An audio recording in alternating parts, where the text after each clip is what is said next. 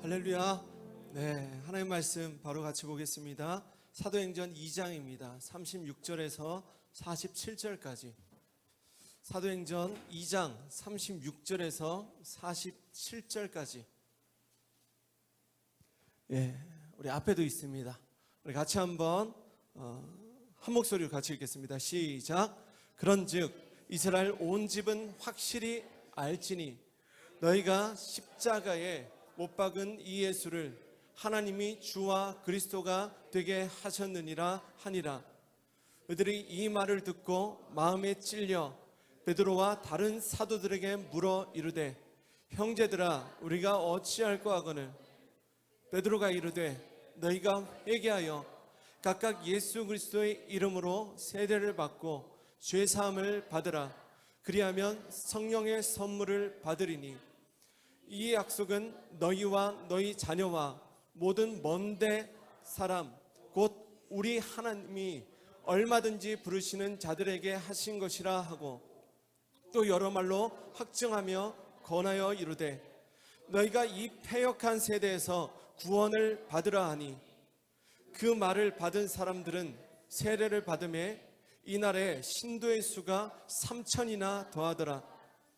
그들이 사도의 가르침을 받아 서로 교제하고 떡을 떼며 오로지 기도하기를 힘쓰니라. 사람마다 두려워하는데 사도들로 말미암아 기사와 표적이 많이 나타나니 믿는 사람이 다 함께 있어 모든 물건을 서로 통용하고 또 재산과 소유를 팔아 각 사람의 필요를 따라 나눠주며 날마다 마음을 같이하여 성전에 모이기를 힘쓰고 집에서 떡을 떼며 기쁨과 순전한 마음으로 음식을 먹고 하나님을 찬미하며 또 온 백성에게 칭송을 받으니 주께서 구원받는 사람을 날마다 더하게 하시니라. 아멘. 아멘. 오늘은 제자로의 부르심 시리즈 두 번째 말씀, 믿는다는 것은 무엇인가? 자, 믿는다는 것은 무엇인가? 라는 제목으로 하나님 말씀 전하겠습니다. 어떻게 보면 제목부터 별로 듣고 싶지 않고 굉장히 딱딱하고 철학적인 질문 같지만 이 질문에 답하지 못한 채 예수님을 믿고 믿음의 삶을 산다는 것은 불가능에 가깝습니다. 그러니 오늘 말씀을 잘 들어보시기 바랍니다. 이 시대에 많은 신자들이 예수님이 어떤 분이신지를 모르고 믿고 또 무엇을 믿어야 할지를 모르고 그 믿음의 내용을 모르고 교회를 다닙니다. 그러니 예수님에 대한 복음을 전해도 이렇게 전해요. 예수님을 믿으세요. 그러면 천국 갑니다. 예수, 천당, 불신, 지옥, 이 8글자로 줄인 복음 안에는 사실 우리가 정말 외쳐야 할 복음이 빠져 있습니다. 믿음의 결과만 있지 믿음의 내용과 과정은 없는 거예요. 예수님 믿으세요. 어떻게 믿는데요? 그냥 믿으세요. 그러면 구원받고 천국 갖고 복도 받고 행복해집니다. 그렇습니까? 그러면 믿겠습니다. 그런데 막상 그렇게 믿고 들어선 믿음의 길이 어떻습니까? 내가 이해하던 믿음과는 달라요. 좁은 문이고 좁은 길인 겁니다. 그러므로 오늘 말씀을 통해 각 사람이 반드시 점검해 보시길 바랍니다. 나는 정말 예수님을 제대로 믿고 있는가? 그리고 그 믿음은 오늘 내 삶으로 나타나고 있는가? 먼저는 믿음이란 무엇인지를 우리가 같이 한번 살펴보기를 원합니다. 국어사전에서는 믿음을 이렇게 정의합니다. 어떤 것이 참이라 생각되는 심적 표상이나 태도. 이게 국어사전에 이렇게 정의되어 있어요. 그래서 믿음은요, 심적으로, 다른 말로 마음으로 인식되고 태도로 나타나는 것입니다. 다시 한번, 믿음은 마음으로 인식되고 태도로 나타나는 것이 믿음이에요. 할렐루야. 자, 마찬가지로 우리가 하나님을 믿고 예수님을 믿는다는 것도 마찬가지입니다.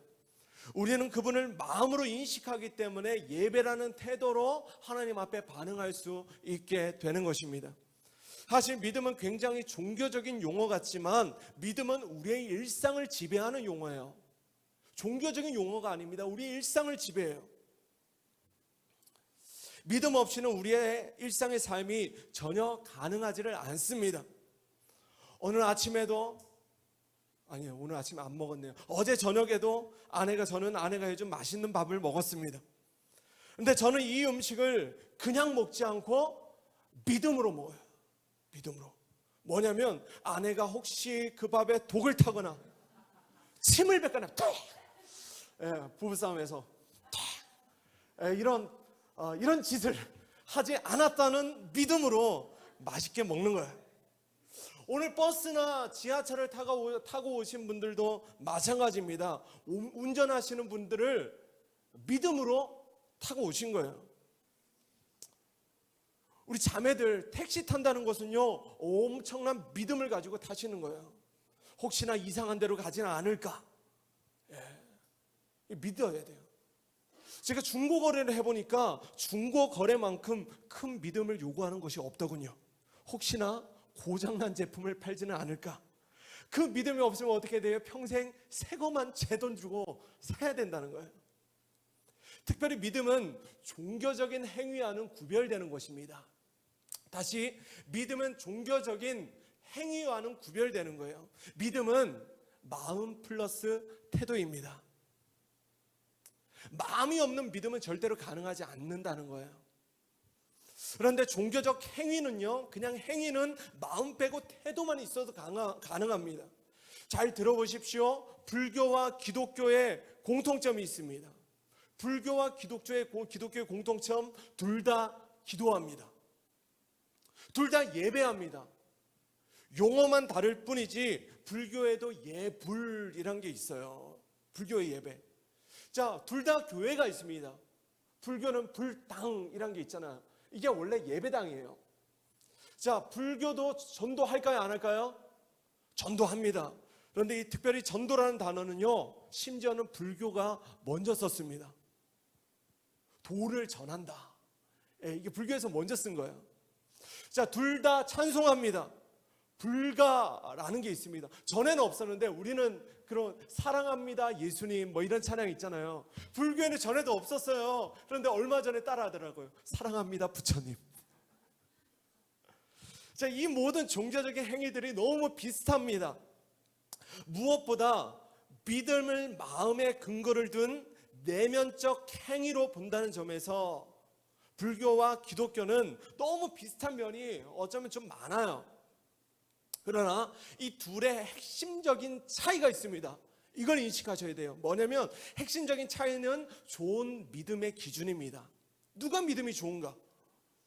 불교를 포함한 여타의 종교는요, 종교적 행위를 열심히 하는 사람을 믿음이 좋은 사람이다라고 이야기합니다. 맞죠? 예. 불교도 마음을 강조하지만 사실은 행위가 중요합니다. 불교의 윤회설 아시죠? 예, 착한 일을 많이 하면, 선행을 많이 하면 다음 생에 바퀴벌레로 태어나지 않고 사람으로 태어날 수 있습니다. 이게 불교의 윤회설이에요. 그러나 기독교는 그렇지 않습니다. 행위가 중요하지만 그 이전에 마음이 반드시 동반되어야 하는 것입니다. 이것이 기독교예요. 누가복음 21장에서 가난한 과부가 이 헌금통에 2렙돈, 지금 시가로 따지면 1,000원이 못 되는 돈을 헌금통에 땡그랑하고 넣습니다. 눈에 보여지는 행위는 보잘것없지만 예수님은요, 그 과부가 드리는 그 예배의 마음을 무지무지하게 칭찬하고 계시는 겁니다.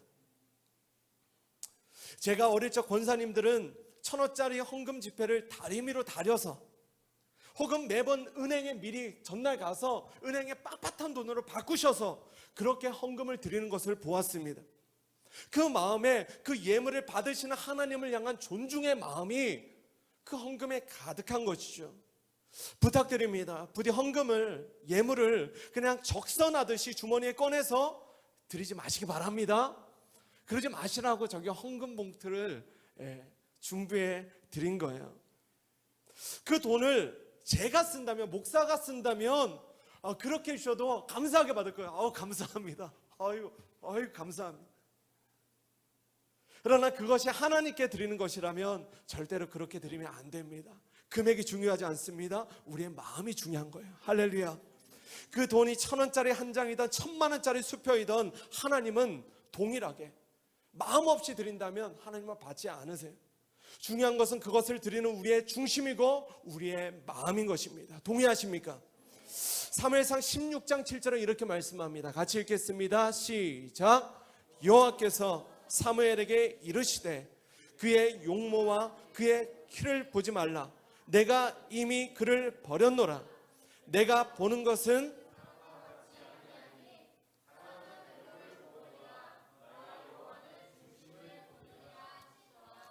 아멘. 중심을 보시는 하나님. 오늘 예배드리는 우리의 마음이 그 중심이 하나님께 연락되어지고 기쁨이 되어지는 예배가 되길 주의 이름으로 축원합니다.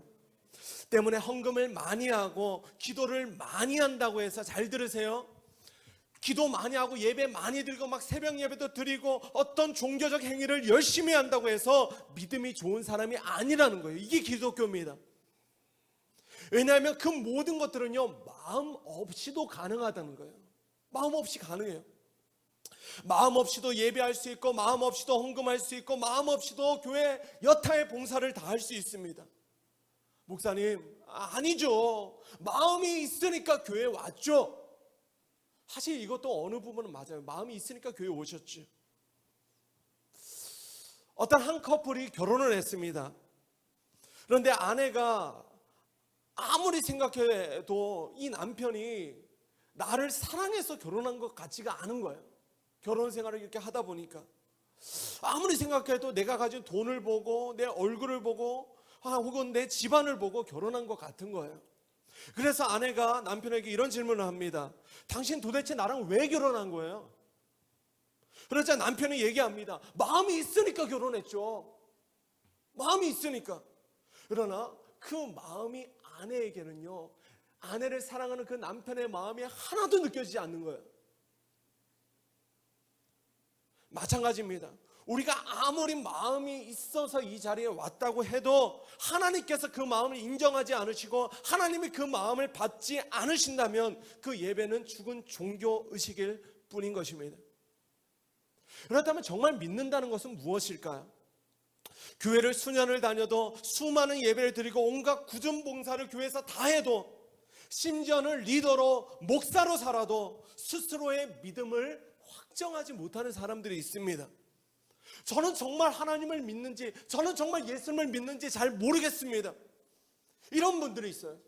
반면에 어떤 사람들은 교회를 수년을 다녔지만 그 사람의 삶 가운데 예수님을 믿고 있는 흔적들이 전혀 나타나지가 않습니다. 기도도 못하고 봉사도 못하고 사랑도 못하고 다 못하는 거예요. 그러나 스스로 그래도 저는 목사님이 예수님을 믿습니다 라고 이야기합니다. 두 경우의 공통점이 있습니다. 뭐냐면 마음과 태도가 일치가 안 되는 거예요.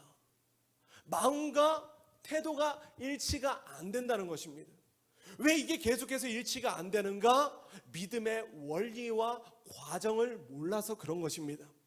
그래서 로마서 10장 17절은 이 믿음의 원리와 과정을 가장 잘 설명하고 있는데 같이 한번 읽겠습니다. 시작.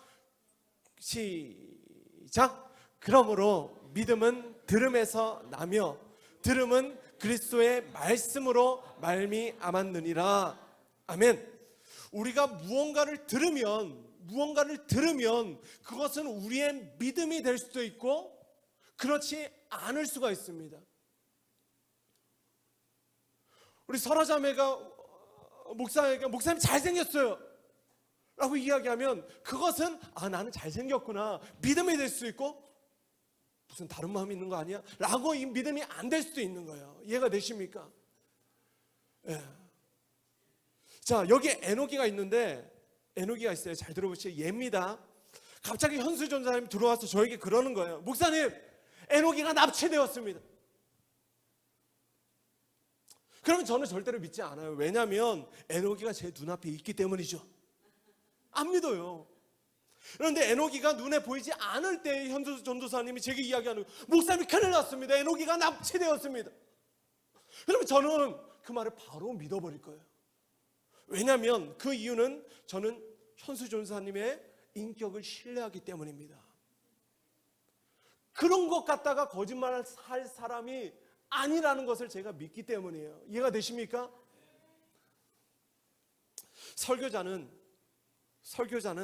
하나님의 말씀, 내가 먼저 믿은 그 믿음에 대한 메시지를 다른 누군가에게 들려주는 사람입니다.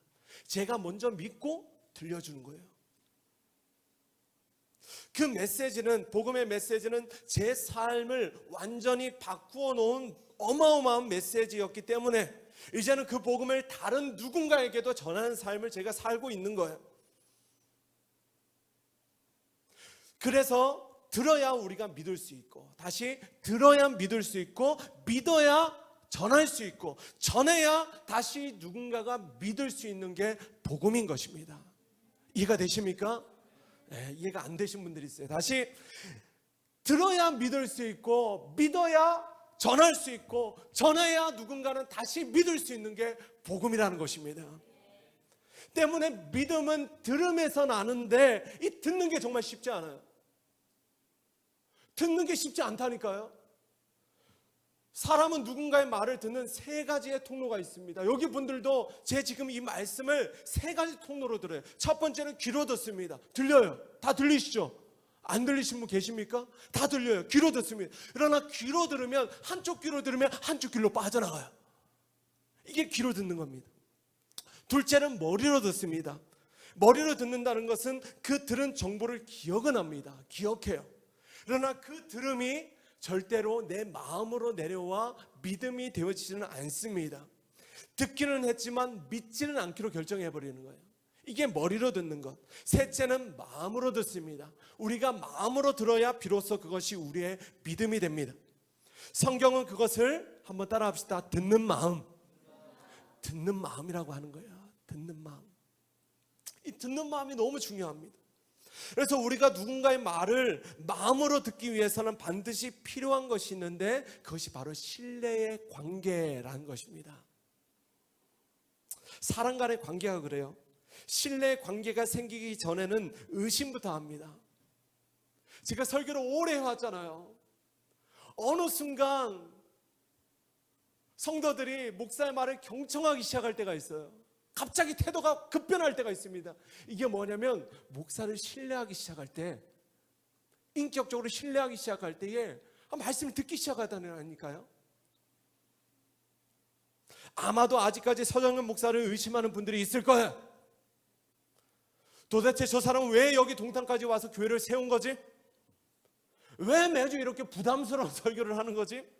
이단 아닌가? 사모님을 보니까 이단 아닌 것 같은데?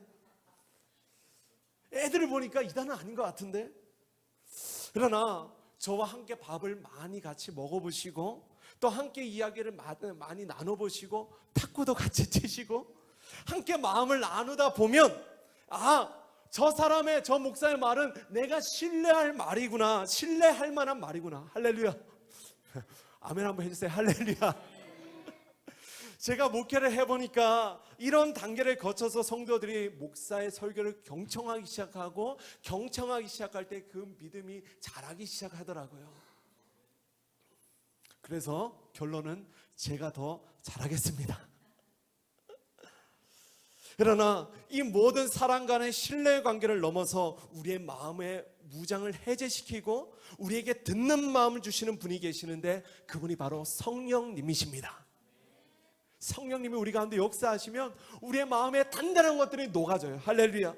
성령이 우리의 마음에 기적을 일으켜주시면 의심이 사라집니다. 돌같이 굳은 마음이 부드러운 마음, 하나님의 말씀에 믿음으로 반응할 수 있는 마음으로 변화되는 것입니다. 중국에서 오랫동안 선교하시던 한 선교사님이 계셨습니다. 중국의 선교사는 절대로 중국 현지인에게 복음을 전하면 안 되는 것이 이 중국이란 나라의 법입니다. 그래서 집회를 내도, 중국에서 집회를 내도 중국인이 참석하면 바로 그 선교사는 공식적으로는 추방이에요. 이게 중국의 법입니다. 그런데 이 선교사님이 전하는 집회는요, 희한하게 중국인이 가득한 거예요. 또 그런 집회를 우리 이런 집회합니다 하고 막 프랭카드 만들고 대놓고 하는 겁니다. 그런데 알아보니까 이 일이 그냥 되어진 것이 아니더군요. 이분이 전에 복음을 전하다가 중국 공안 있죠. 중국 공안. 경찰에게 무려 24번을 잡혀갔다는 것입니다. 생명의 위협도 겪었어요. 그런데 그 과정에서 이 선교사님은요, 중국 공안에게, 내가 중국 공안에게 잡혀가니까 다른 사람에게 복음을 전하는 게 아니라 이 공안에게 복음을 계속 전해버리는 거예요. 담대하게. 어차피 쫓겨날 거 공안에게 계속 복음을 담대하게 전했습니다. 그리고 어느 날 그 공안들 중에 최고의 최고의 지도자가 이분을 만나고 그분 안에 있는 하나님을 사랑하는 마음, 그리고 중국인들을 사랑하는 그 마음의 진정성을 발견한 거예요. 그리고 이 일이 최고의 공안이 예수님을 믿게 되는 계기가 되었다는 것입니다. 그리고 그 아래 공안들이 줄줄이 예수님을 하나둘씩 믿기 시작했어요. 그리고 어떤 기적이 일어났냐면, 이제는 중국에서 그 선교사님이 여는 집회는 공안의 보호 아래서 집회가 이루어지기 시작한 것입니다. 할렐루야. 건물이 있으면, 공식적인 건물이 있잖아요. 그러면 이 공안들이 미리 스케줄을, 이 시간대는 건물이 있습니다, 다 알려주는 거예요. 비껴서 그냥 집회를 하는 겁니다. 말씀드리고 싶은 것은, 복음의 내용도 중요하지만 먼저는 복음을 전하는 우리의 말과 행동이 듣는 이에게 신뢰를 주는 것, 진정성을 가지는 것이 너무 중요하다는 것입니다. 그러나 우리가 여전히 연약할지라도 성령님의 역사를 의지하고 하나님의 말씀에 순종하고 계속적으로 이 메시지를 전하면 하나님의 때에 반드시 믿음의 열매를 주실 줄도 믿습니다.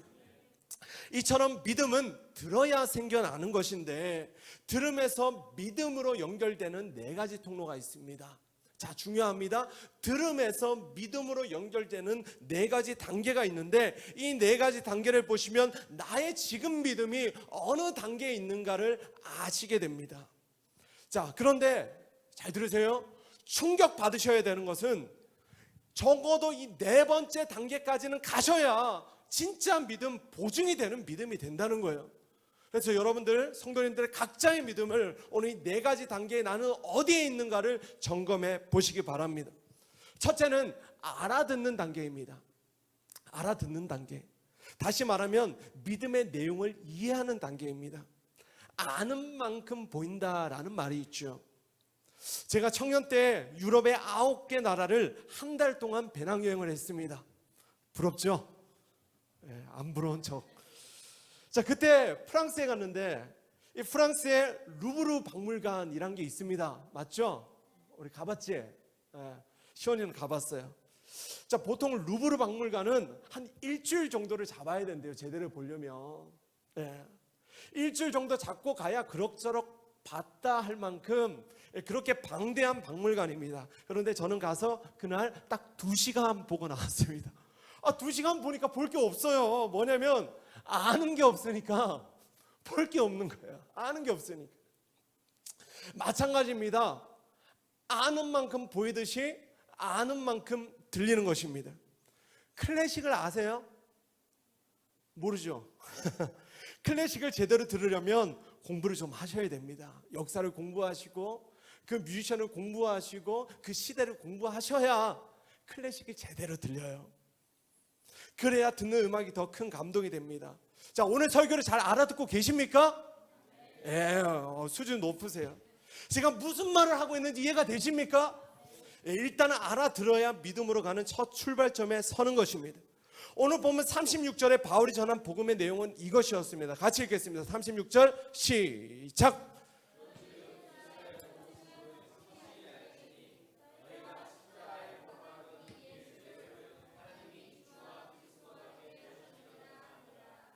자, 요약하면 3가지입니다. 자, 한번 따라 합시다. 예수님은 주님이시다. 예수님은 그리스도시다. 예수님을 내가 십자가에 못 박았다. 자, 이 3가지 믿음의 내용을 들려준 거예요. 이게 복음이에요. 당시 이스라엘 유대인들에게 가장 큰 영향을 미치고 있던 2 인물이 있는데, 하나는 로마의 황제였고 다른 하나는 오실 메시아였습니다. 유대인들은 이 두 사람이 영향력을 가지고 있던 사람이었어요. 그런데 그들이 로마의 황제를 당시 헬라어로는 퀴리오스라는 칭호라고 불렀고 그 뜻은 주인 혹은 권세자라는 뜻이었습니다. 그런데 바울이 전한 복음은 로마의 황제가 퀴리오스가 아니라 로마의 주인은, 그들 유대인들의 주인은 예수님이시라는 거예요. 예수님. 그리고 그리스도는 무슨 뜻이냐면 헬라어로 메시아라는 뜻입니다. 메시아는 구약의 유대인들이 그토록 기다렸던 하나님의 약속이었죠. 그들을 죄와 속박에서 구원할 메시아가 그리스도신데, 그들이 십자가에 못 박힌 예수님이 바로 그들이 그토록 그를 기다리던 그리스도라는 사실을 바울이 전한 복음을 통하여 들은 거예요. 유대인들은 이 두 가지 정보를 알아듣고 나서야 어때요? 마음에 충돌이 생겨요. 충돌. 복음을 들으면 반드시 충돌이 생깁니다. 복음을 들으면 설교를 듣다가 밖으로 막 자꾸 나가고 싶은 마음이 들어요. 이게 진짜입니다. 충돌이 오는 거예요. 충돌. 너의 삶의 주인은 네가 아니라 예수 그리스도시다라는 이건 복음을 들으면 마음이 불편해져요. 이게 복음입니다. 할렐루야. 이게 불편해지는 거예요. 그래서 두 번째 단계는 뭐냐면 내 마음에 충돌하고 질문하는 단계입니다. 충돌이 되니까 왜 그래야 돼요? 라는 질문이 나오는 것이죠. 할렐루야. 자, 37절입니다. 이 유대인들도 마음에 충돌이 왔어요. 같이 읽겠습니다. 시작.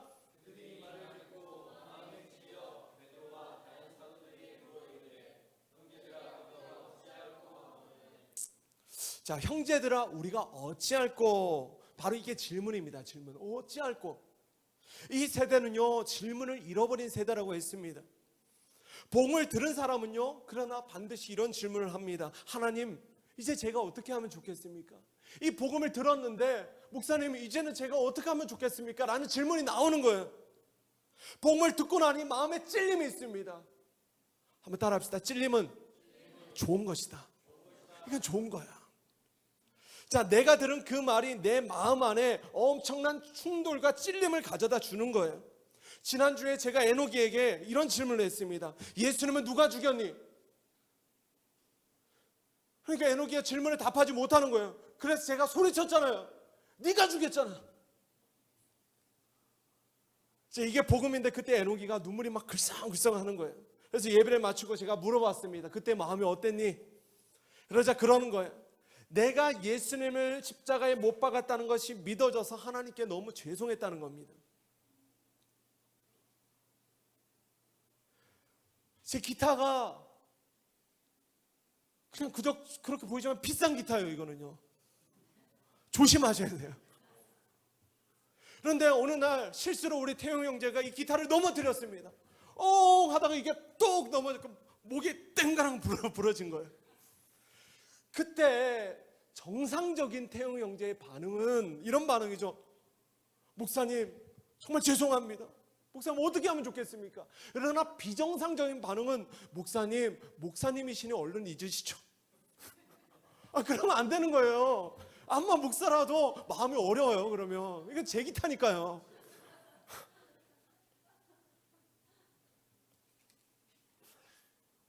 마음이 찔림이 생기죠. 그러면 목사님은 어떻게 하면 좋을까요?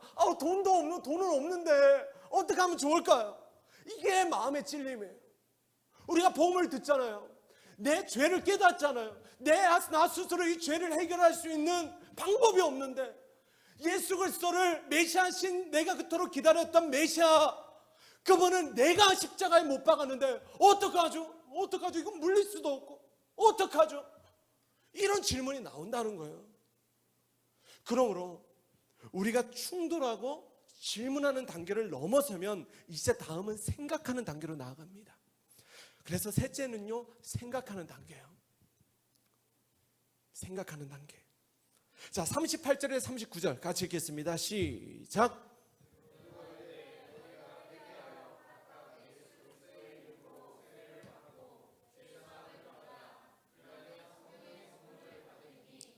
이 약속은 너희와 너희 자녀와 모든 먼데 사람 곧 주 우리 하나님이 얼마든지 부르시는 자들에게 하신 것이라 하고. 아멘.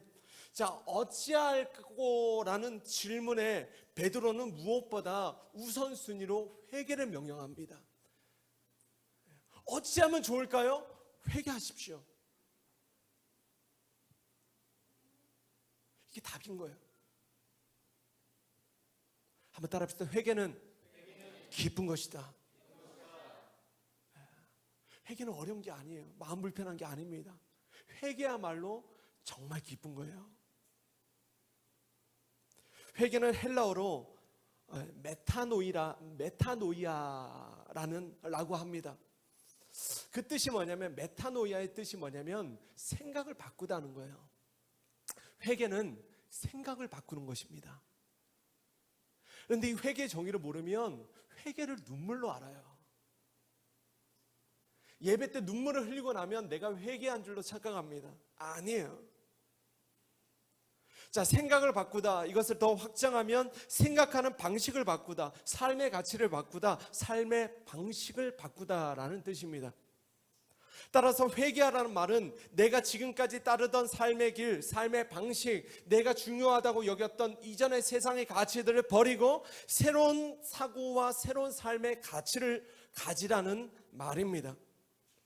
마가복음 1장 15절에서 예수님도 처음 사역을 시작하실 때에 이 회개 복음을 전하십니다. 15절 읽겠습니다. 시작.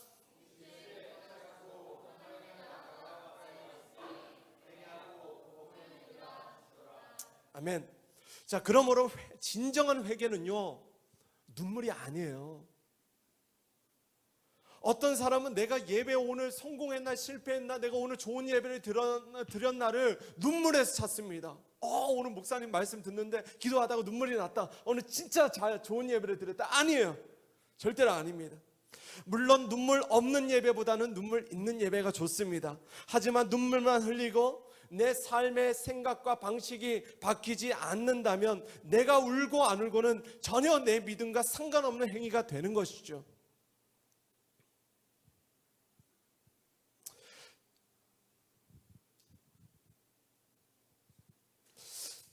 죄송하지만 목사가 계속해서 성경을 읽으라고 해도 아무리 말씀을 드려도 생각을 잘 바꾸지 않으세요. 제가 아무리 금요일에 같이 기도하자고 해도 생각을 잘 바꾸지 않으십니다. 왜냐하면 이 권면을 목사라는 사람의 권면이라고 생각하지 하나님의 명령이라고 생각하지 않으셔서 그렇습니다. 성경을 읽지 않는 신앙생활이 잘못됐다는 생각을 안 하시는 거예요. 이거 잘못된 겁니다. 오랫동안 성경을 안 읽고 신앙생활을 해왔기 때문에 그래도 된다고 잘못된 생각이 고착된 거예요.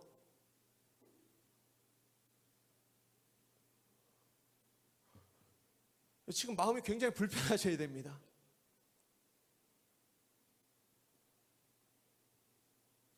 기도하지 않아도 나는 아무 문제 없이 예수님을 잘 믿을 수 있다고 생각을 바꾸지 않으시기 때문에 기도하지 않으시는 거예요. 그 시간에 그것보다 더 중요한 가치가 있기 때문에 그런 겁니다. 저희 아버지가 담배를 55년을 피우셨습니다. 13살 땐가부터 피우셨다고 그래요. 하루에 한 갑 반에서 두 갑을 55년. 정말 경상북도 봉화군 춘향면 그 산골짜기 안 사셨으면 벌써 돌아가셨을 거예요. 좋은 공기 마시니까 이나마 사시는 것 같아요. 아직 건강하십니다. 그런데 놀라운 건 지난달부터 금연에 들어가셨어요. 할렐루야. 예수님 믿어서가 아닙니다. 뭐냐면 손주 녀석이, 우리 애녹이가 할아버지 이제 담배 좀 끊으세요 라는 말에 덜컥 약속을 해버린 거예요. 할아버지 체면이 있잖아요. 체면이. 그래서 그 약속을 지키는 신실한 할아버지가 되기 위해서 생각을 바꾸신 거예요.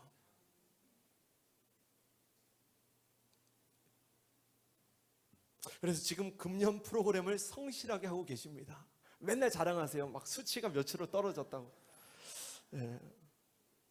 보세요. 우리의 생각이 바뀌어야 삶의 방식이 바뀝니다. 예배 늦지 마시기 바랍니다. 생각이 안 바뀌어서 그래요. 예. 오늘 우리의 고착된 생각들을 성령님께서 부드러운 마음으로 다 바꿔주시기 바랍니다. 이처럼 우리는 생각하는 단계를 거쳐 마지막 받아들이는 단계로 나아갑니다. 생각하고 이제는 우리가 받아들일 것인가 말 것인가 결정하는 거예요. 자, 이 단계를 거쳐야 진짜 믿음이 됩니다. 자, 41절 같이 읽을게요. 시작. 41절 시작. 그 말을 받은 사람들은 세례를 받음에 이날에 신도의 수가 3,000이나 더하더라. 아멘. 오늘 이 말씀을 부드러운 마음으로 다 받으시기 바랍니다. 이건 복음의 말씀이에요. 기쁜 말씀이에요.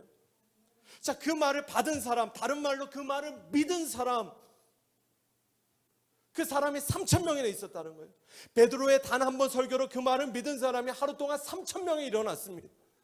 자, 이건 새가족 초청잔치에서 막 연예인 BTS 막 집회해갖고 교회에 3,000명 온 거랑은 차원이 다른 거예요. 복음을 듣고 그 복음의 찔림을 통과한 사람, 내가 어찌할 거라는 질문, 인생 질문을 던지고 그 질문에 대한 답을 듣고 회개하고 생각을 바꾼 사람, 삶을 돌이킨 사람, 내 삶의 방식을 그냥 바꿔버린 사람. 그래서 이제는 더 이상 내가 내 삶의 주인이 아니라 예수님이 내 삶의 주인이라는 것을 인정하고 그 예수님을 주님으로 모시고 살기로 결정한 사람들, 그들이 3,000명이 된 거예요. 할렐루야. 이게 진짜 예수님을 믿는다는 겁니다. 이게 진짜 신자가 된다는 것이고 그리스도인이 되는 거예요. 내가 정말 이런 진짜 신자인 것 같다, 그리스도인인 것 같다, 이런 분들은 마음으로 손을 드시기 바랍니다. 사실 오늘 설교는 제가 최근에 아주 감명 깊게 읽은 강영한 교수의 믿는다는 것이라는 책의 일부를 참조했습니다. 제가 믿음에 대한 책들을 많이 읽어봤지만 이분처럼 쉽고 간결하게 풀어놓은 책을 본 적이 없습니다. 꼭 읽어보시기 바랍니다. 자, 강영한 교수는 믿는다는 것을 크게 네 파트로 나누어 설명합니다. 이 네 가지가 다 예수님을 믿는 거예요. 따라합시다. 질문하는 믿음, 응답하는 믿음, 실천하는 믿음, 알을 추구하는 믿음. 자, 그래서 참된 믿음의 숙성은 질문하게 되어 있고 응답하게 되어 있고 그리고 실천하게 되어 있고 그리고 어떻게 해요? 알을 추구하게 된다는 거예요.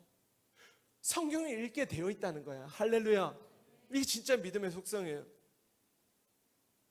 그러나 반대로 질문하지 않고 응답하지 않고 실천하지 않고 알을 추구하지 않고 있다면 그 믿음은 진짜 믿음이 아닐 가능성이 많다는 겁니다. 내 삶의 주가 되시고 그리스도가 되시는 예수님을 내가 못 박았다는 말을 듣고도 내가 어찌할 거라는 질문을 던지지 못한다면, 응답하는 믿음으로 나아가지 못한다면 이유는 둘 중 하나입니다. 아까 말씀드렸어요. 이게 뭔지를, 뭔 말인지를 이해하지 못하거나 그 사실을 이해하지 못하거나 아니면 인정하기 싫거나. 그러나 이 단계에서 하나님은 우리 모두에게 성령님을 통해 은혜를 주시는데 그 은혜가 고린도전서 12장 3절입니다. 같이 읽겠습니다. 시작. 또 성령을 힘입지 않고서는 아무도 예수님은 주님이시다라고 말할 수 없습니다. 아멘. 오늘 예배에 성령께서 우리 모두에게 믿음과 용기를 주셔서 우리 모두에게 예수님은 주님이십니다 라고 고백하는 믿음을 주시길 소원합니다. 저는 살아있는 교회가 매번의 예배가 우리의 마음에 겸손한 돌이킴이 있는 예배가 되길 기도합니다. 용기가 필요하고요, 겸손함이 필요해요.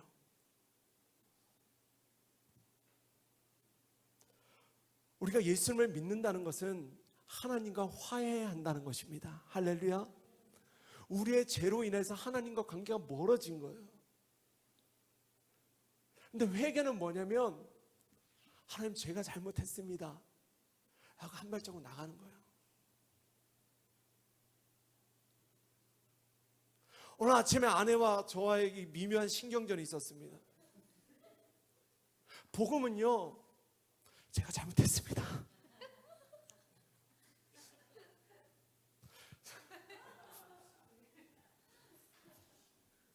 이 겸손한 돌이킴이 있는 것이 복음에 응답하고 반응한다는 거예요. 할렐루야. 제가 진짜 웃겨요. 근데 이게 쉽잖아요. 이거 어렵습니까? 어렵습니까? 하나님이 우리를 만드셨잖아요. 아멘이십니까? 그분이 우리를 만드셨고 나보다 나를 더 잘 아시고 내 모든 삶을 책임지실 수 있는 능력이 하나님이시잖아요. 그분께 쉬운 거예요. 하나님, 내가 잘못했습니다. 이게 회개예요.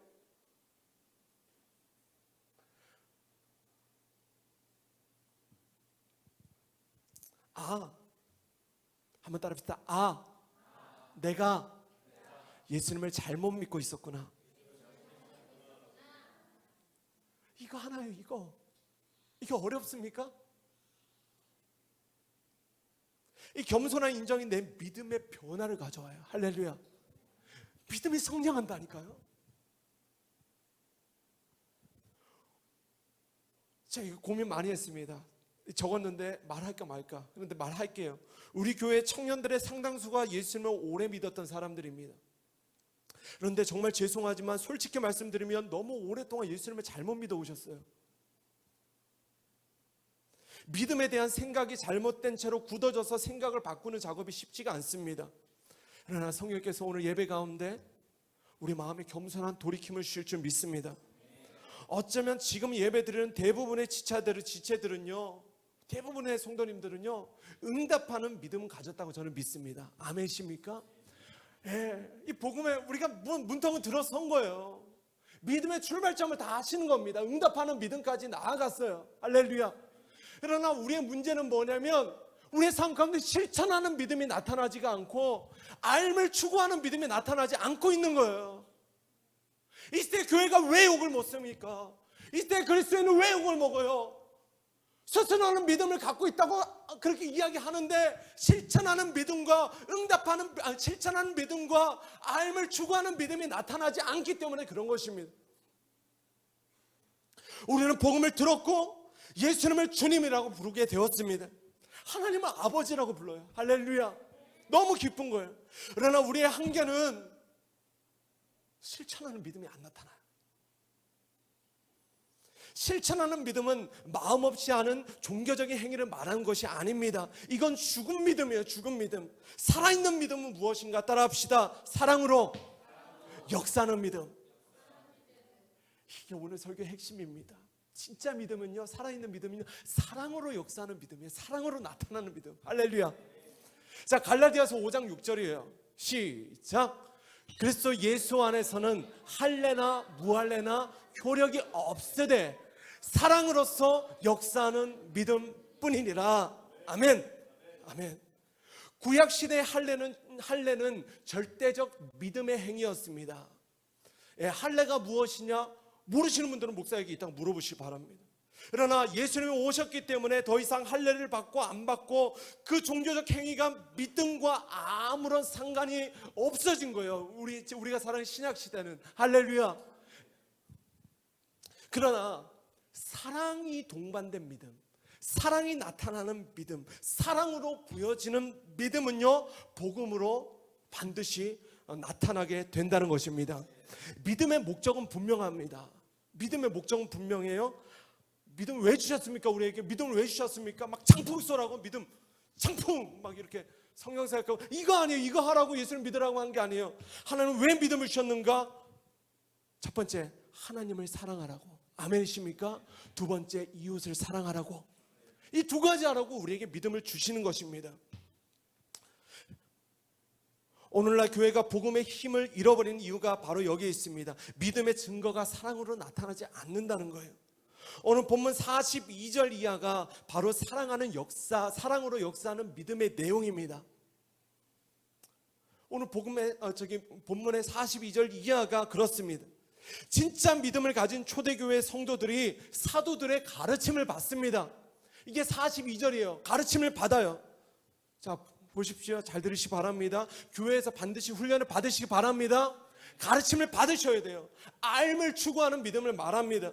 또 그 가르침을 따라서 이제 성도들은 어떻게 합니까? 서로 교제하고 떡을 떼며 함께 기도합니다. 함께 기도하니 기사와 표적이 많이 나타나요. 치유와 병고침이 나타나게 되는 것입니다. 할렐루야. 자, 우리가 사랑하며 서로를 위해 기도하면 이런 놀라운 일들이 교회에 많이 일어나게 될 줄로 믿습니다.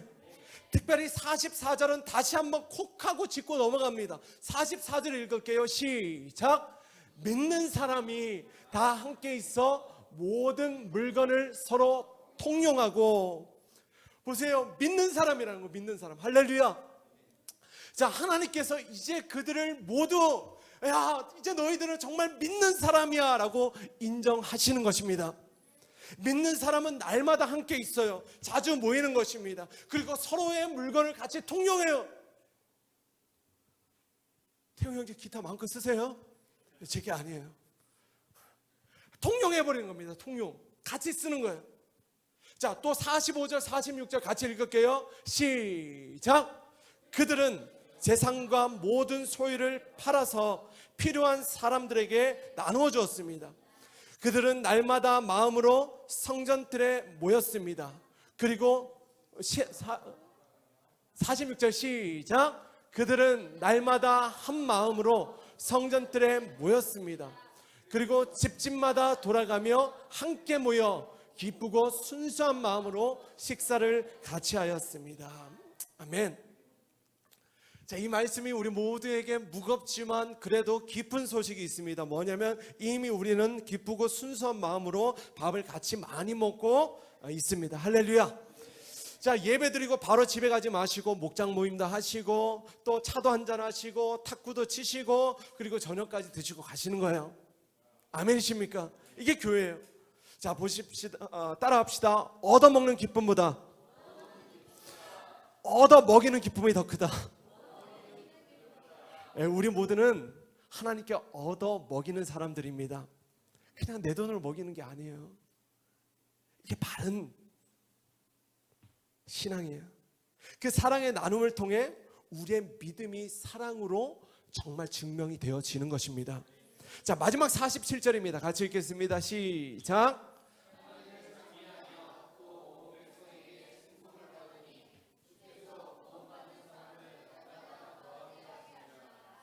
아멘.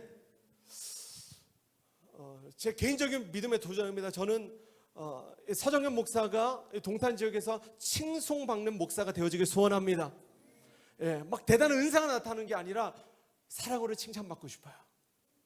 저는 우리 살아있는 교회 모든 성도들이 정말 중심으로 하나님을 찬미하고 그리고 칭찬받는 성도님들이 되시길 주의 이름으로 축원합니다. 그러면 하나님은 구원받는 사람, 더 나아가 하나님 나라의 제자들을 날마다 더하신다는 거예요. 말씀을 정리합니다. 우리가 잘 아는 말씀이죠. 고린도전서 13장 13절은 이렇게 말씀합니다. 같이 읽겠습니다. 시작. 그런즉 믿음, 소망, 사랑 이 세 가지는 항상 있을 것인데 그 중에 제일은 사랑이라. 아멘. 자, 이 말씀은요 절대로 결혼식 전용의 말씀이 아닙니다. 그리고 사랑만 중요하고 믿음과 소망은 덜 중요하다는 말씀도 절대로 아닙니다. 믿음은요 우리의 모든 신앙생활에 우리의 모든 삶의 기초가 됨을 믿으시기 바랍니다. 믿음의 결과가 사랑이에요. 아멘이십니까? 믿음 없는 사랑은 반드시 지치게 되어 있습니다. 믿음 없는 사랑은 반드시 번아웃이 돼요. 언젠가는 중단됩니다. 그리고 믿음의 결과가 소망입니다. 올바른 믿음에 올바른 사랑이 열매 맺습니다. 올바른 믿음을 가진 사람이 이 땅에 죽은 소망이 아니라 산 소망 대신 예수 그리스도를 의지하고 천국 소망을 품고 살게 됩니다. 그러나 그럼에도 불구하고 그 중에 제일이 사랑이라고 주님이 말씀하시는 까닭은 믿음이 역사하는 방식이 사랑이기 때문입니다. 믿음은 오직 사랑으로만 증명되기 때문이에요. 아멘이십니까? 여러분의 믿음을 어떻게 증명해요? 천국 갈 때까지 증명이 안 돼요. 사실은 누가 천국 가는지 누가 지옥 가는지 몰라요. 하나님의 심판대 앞에 설 때까지는 모릅니다. 목사에게 물어봐도 몰라요. 저는 몰라요. 신령하지 않아요. 그러나 우리 스스로 나 지옥 가는 거 아니야, 이런 두려움을 버리고 살아갈 수 있는 방법은요, 사랑으로 역사하는 믿음인 거예요. 그래서 오늘 설교의 결론은 이것입니다. 믿는다는 것은 오늘 내가 사랑할 수 없는 것들을 사랑하게 되는 것이고, 믿는다는 것은 오늘 내가 바랄 수 없는 중에도 바라고 소망하게 되는 것입니다. 이것은 어디서 책에서 따온 게 아니고 서정연 목사의 말입니다. 지금까지 제가 예수님을 믿으며 살아왔던 믿음에 대한 결론이 이거예요. 믿음은요, 내가 사랑할 수 없는 그 상황에 사랑하게 하시더라고요. 믿음은요, 제가 포기하고 싶고 포기하고만 싶은 그 오늘의 현실에 다시 한번 힘을 내게 하시고 다시 산소망 되신 예수님을 바라보게 하시더라고요. 저는 이번 제자로의 부르심 설교를 통해서 우리 살아있는 교회 모든 지체들이 새로운 믿음의 지경으로 나아가게 되시길, 전진하게 되시길 주의 이름으로 축원합니다. 우리 자리에서 한번 일어나 우리 같이 한번 찬양하고 우리 기도하시겠습니다. 우리 이 찬양 우리 같이 한번 들으실게요. 주님 손에 맡겨드리니